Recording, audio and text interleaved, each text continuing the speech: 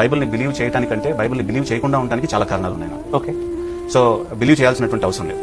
కానీ ఎందుకు నేను శ్రీ వైష్ణవ కుటుంబంలో పుట్టిన తర్వాత దీని అథారిటీకి ఎందుకు లోబడటం జరిగిందంటే ఐ ఫౌండ్ ఇట్ యాక్చువల్గా దీన్ని స్కెప్టికల్ గా దీనిలో ఏదో తప్పులు ఉన్నాయని చదవలేదు. నేను చదవాల్సినటువంటి అవసరం కూడా లేదు. హిందూ గ్రంథాలను నేను అట్లా చదవలేదు, తర్వాత బైబిల్ కూడా అట్లా నేను చదవలేదు. So I read with an open mind. Open mind అన్నంత మాత్రాన ఇందులో రాసిన ప్రతి ఒక్కటి కరెక్ట్ అనేటువంటి దాంతో కూడా నేను చదవలేదు. దీనికి వేరే ఎక్స్ప్లెనేషన్ ఉందా, ఇది వైరుధ్యంగా కనిపించినప్పుడు నిజమైనటువంటి వైరుధ్యమా లేకపోతే కనిపించేటువంటి వైరుధ్యం, దీన్ని అర్థం చేసుకోవడానికి ఏమన్నా నేను కన్సిడర్ చేయాల్సినటువంటి పారామీటర్స్ ఏమైనా ఉన్నాయా, ఇవన్నీ ఆలోచించిన తర్వాత నాకు అనిపించింది ఏంటంటే సో ఏన్షియంట్ లాలో ఉన్నటువంటి అన్ని ఎథికల్ కోడ్స్ ని నేను కంపేర్ చేస్తున్నాను. నా పిహెచ్డీలో ఉన్నటువంటి నా డిజర్టేషన్ ఏంటంటే ఏన్షియంట్ వరల్డ్ లో ఉన్నటువంటి ఎథిక్స్ ని కంపేర్ చేయాలి. సో అందులో I found actually the ethics in the Bible are the best for the welfare of the human kind. దాన్ని ఫెకండిటీ అనేటువంటి మాట ఉపయోగిస్తాం. అంటే ఏంటంటే మానవులు ఫ్రూట్ఫుల్ అవడానికి, మానవ జాతి ఫ్రూట్ఫుల్ అవడానికి బైబిల్లో ఉన్నటువంటి ఎథికల్ కోడ్ అద్భుతమైనటువంటి ఎథికల్ కోడ్. యేసు ప్రభు యొక్క పునరుద్ధానం అనేటువంటి మరణాన్ని జయించినటువంటి తీరు అనేటువంటిది అది నన్ను కట్టిపారేసింది. ఆయన ఇచ్చినటువంటి స్టేట్మెంట్స్ కానీ, కొండ మీద ప్రసంగంలో ఆయన చెప్పినటువంటి నిజమైన నీతి కానీ, ఇవన్నీ చూసిన తర్వాత I never found actually any such figure.